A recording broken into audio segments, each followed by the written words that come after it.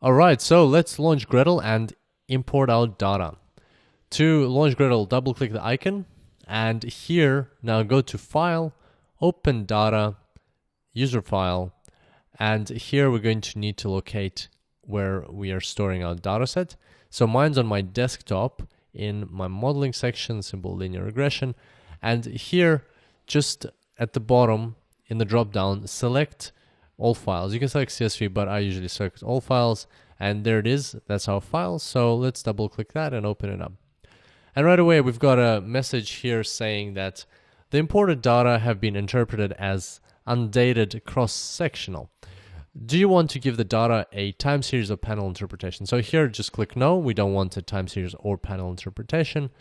Here you got some stats on what data was imported. So that's normal. And here you have basically your variables and the constant. So what we can do here, let's start getting used to Gradle. And you'll get more and more familiar with the interface as we get along. It's very simple. After a few of these tutorials, you'll be swimming here very, very easily.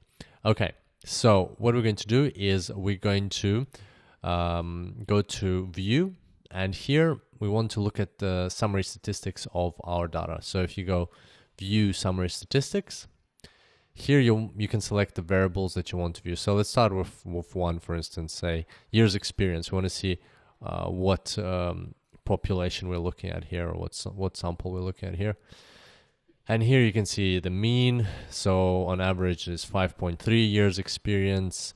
The median, the minimum 1.1, maximum 10.5, standard deviation, stuff like that. Then you got the percentiles of your year's experience and no missing observations. So that's quite useful.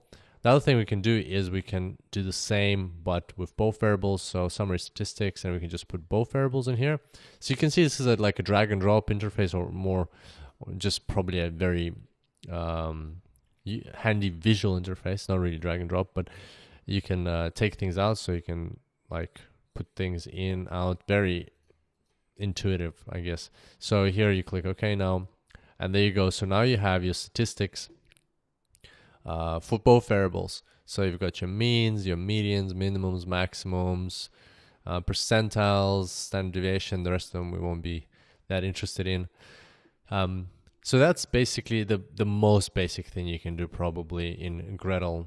You can also like right click your variable here and say display values, and it'll show you the exact values that were imported if you want to look at them. What else? You can, for instance, edit values if you want. That will allow you to actually manipulate your values, which I don't recommend doing. But if you need to adjust something, you can do it right in here. You don't have to go back to the CSV file. Then what else? You can edit attributes. So you can change the name of the variable, you can add some description and so on.